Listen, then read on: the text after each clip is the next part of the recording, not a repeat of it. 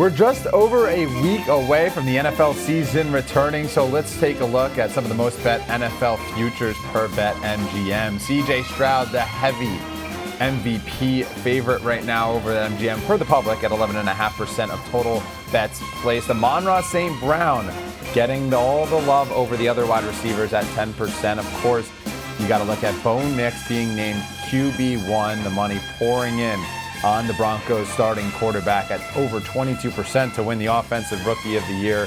Pairs well with the public being high on the Denver Broncos at over 5.5. 93% of the bets on the Broncos over, as we make a perfect segue to allow NFL expert Chris Raybon onto the show to give down his favorite future. And if I kind of hinted at it a little bit, Chris, you are little Joe Public today.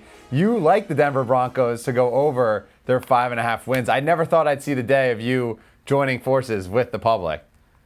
Okay, first of all, Charlie, I bet this and then the public followed. So it's the chicken or the egg thing. It's the other way around. But, whatever the situation may be, I do like the Broncos over 5.5 wins this season.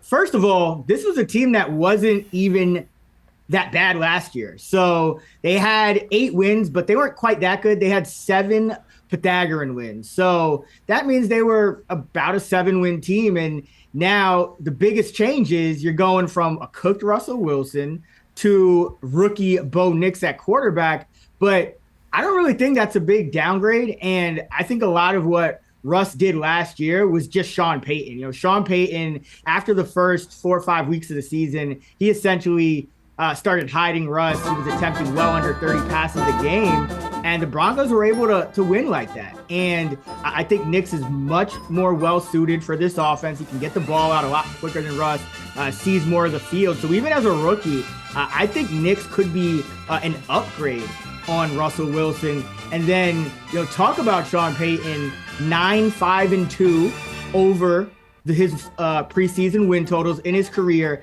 A Sean Payton coach team has never failed to win at least 7 games. So I think this Bronco win total is about a win too low. I have it projected at 6.5. So I'm taking that all day with the market at 5.5. And I think the public is on the right side here. Yeah, I did look at the app. I do see that you logged it. So maybe you did drive some of the attention there. But listen, anytime I can say that you're square, I need to take advantage. I'm a little concerned about this one, to be frank, and I just want to talk about it a little more.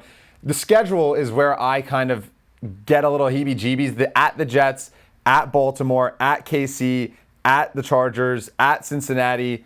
I guess the Week 18 against KC, you hope they sit their starters. That could be the difference maker. Where do you see, are you not concerned at all with amount of road games and difficult ones that the Broncos will have? No, I mean, you counted it, maybe 4 or 5 games where you're looking at it and saying, okay, these are going to be really tough. But this is the NFL. That's every team. True. I mean, when I look at the schedule, I say, okay, there's 4 games. Most of those games that are really tough are on the road. And then you got to remember a lot of these other games that, maybe the Broncos are like short underdogs or something like that at home. Denver's a tough place to play. That's true. So you're not only dealing with, the Sean Payton factor. It should be a very well-coached team, but it's really tough to go, to that mile-high air and play football. So I think this team is underrated from that aspect. And, yeah, I think the Week 18 versus Kansas City is a little bit of a bonus because you probably would be a bigger underdog if it was at a different time in the schedule. So, right. Yeah, I don't think the schedule is very difficult at all. It's not as easy as, say, the Panthers or an NFC South team. But, outside of maybe 4 games, I see every game as a winnable game. And you're talking about, going 6-6 in those games. And this is a 7-win team anyways. And you're probably going to steal one of those tough ones too, because this is the NFL. That's how things go. So, right. And I really like the Broncos. And I think they're being priced at their floor. Like, their range of outcomes for, this team getting 2 wins worse than last season, that's the floor, so I think this is a very strong bet. Okay, it's my job to give some follow-up questions to make it a little bit difficult on your end. I'm not just going to let you hop on and say, Yeah, this is great, Chris. I love this one. But let's do a little something, a little role reversal here. Every year, Chris, I bet usually 3 to 4 quarterbacks to win the MVP before the season. It's kind of a tradition thing I do. Last year, humble brag, took Lamar Jackson as one of the 4 outright. He ended up cashing. So I'm going to give you 3 MVP picks that I like. You're going to respond to each of them. We'll start with my favorite pick, and that's Jalen Hurts at 14 to 1.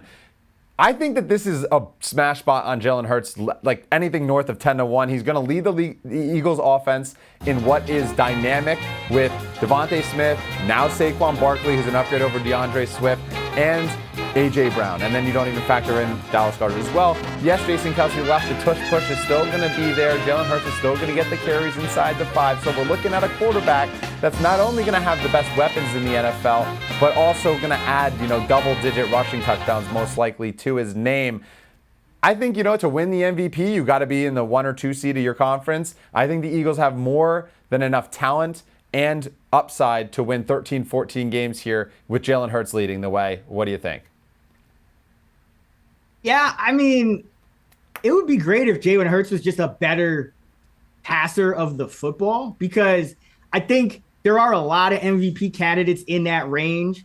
CJ Stroud, Joe Burrow, who are just more pure passers. And so last year was kind of an anomaly where they didn't really know who to give it to. And Lamar had like 5 touchdown passes in the game late in the year. And they're like, all right, here, take it. But I think if there's a bigger threat this year of a guy like Burrow, Stroud, Jordan Love, Mahomes, obviously, throwing 40 plus TDs, throwing for close to 5,000 yards.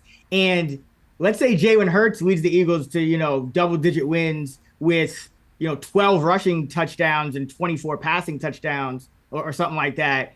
I think another quarterback, if he has just, all of those touchdowns through the air, that's going to be a little more impressive to voters. So that's kind of my knock on Hurts. I don't hate it, though. I actually had a Hurts ticket last year, and it was feeling real good when they started 10-1, and then obviously that collapsed. But I think he's got a lot more competition, especially in that same range this year. Yeah, I mean, listen, I think the Texans, I think they're like I think everyone's so high on the Texans that maybe Stroud's a little overvalued. You saw he's obviously the public's favorite to win MVP, and then Joe Burrow obviously Stroud's not overvalued, bro. Like Stroud is it's like saying Mahomes is overvalued or Michael Jordan is overvalued. Like, nah, bro. You're putting Stroud on Mahomes level already. He's a rookie. He's a sophomore. Like, whatever the betting public does has no impact on how good CJ Stroud is. Like, don't conflate those two things. Right, but he's a sophomore. As a bettor, you're not trying to follow the public because you're usually going to get lines that are not as good. But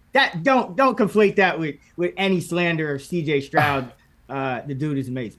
Listen, he is really good. I was banging the CJ Stroud drums as a rookie. I think sophomore year. I don't know and I don't think he's going to win MVP. That's why he's not on this list. But we'll be able to look back and roll back the tapes and see who's laughing at the end of this. But the next guy you mentioned is a guy that I think can hit that 40 touchdown mark, and that's Jared Goff. And I think that obviously I bet him last year at 40 to 1. Now it's down to 25 to 1, and I think that's because the Detroit Lions have a lot of hype with them, and they're also a team that has a lot of hype. But I think this one makes a lot of sense. I think this one's a little bit more of a risky play, but I think at the end of the day, Jared Goff is going to lead this team to 11 to 13 wins. I think that the offense is going to be so dynamic between whether it's Gibbs out of the backfield, Montgomery, or with Amon-Ra, who obviously is now the favorite to, or the betting popular in Offensive Player of the Year. I think that this team, we saw how good their offense can be. I think Jared Goff, I think everyone keeps sleeping on how good he is. I think at 25 to 1, I think we could blink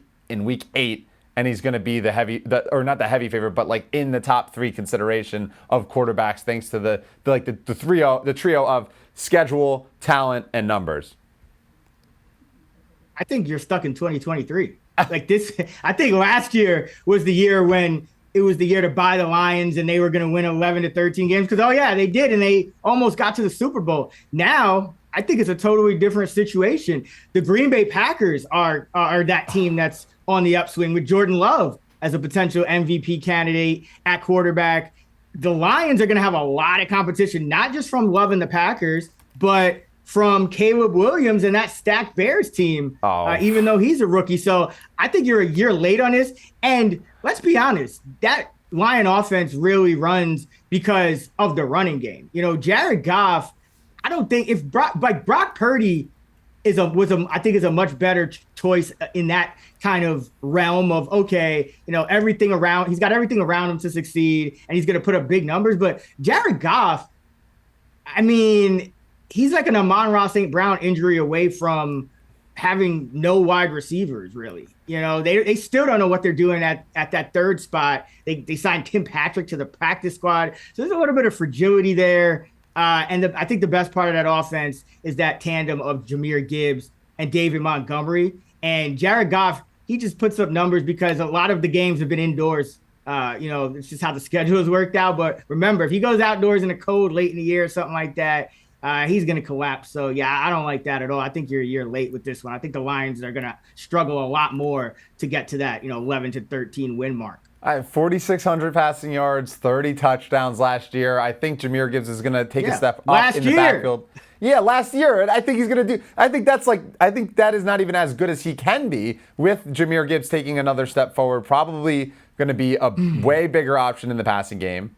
And you mentioned it, Amon-Ra, if he gets hurt, yes, it's done. But you'd assume Jameson Williams takes a step forward as well in this offense.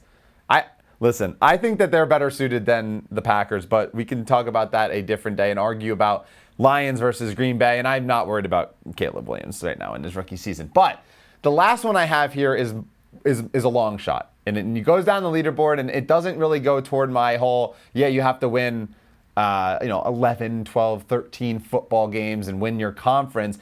I like Kyler Murray at 55 to 1, and I don't know if the Cardinals are going to go from worst to first in that division, and obviously there's a lot of competition.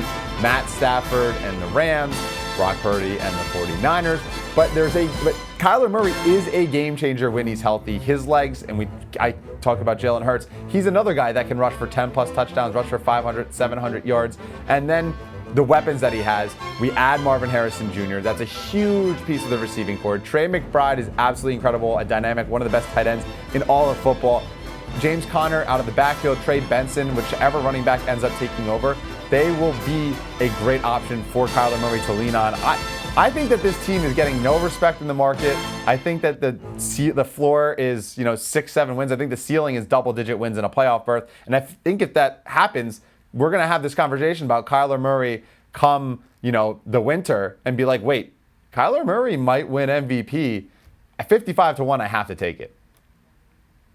I don't know how you made this smart of a pick just now and that silly of a pick with Goff a few minutes ago. But listen, this is the pick you got to roll with, in my opinion, because you're early to the party. You're getting great odds, and you're exactly right. Kyler Murray, he has passing upside, so it's not just him running, but you're like, unlike Hurts, who you're paying a premium for some of that, rushing upside.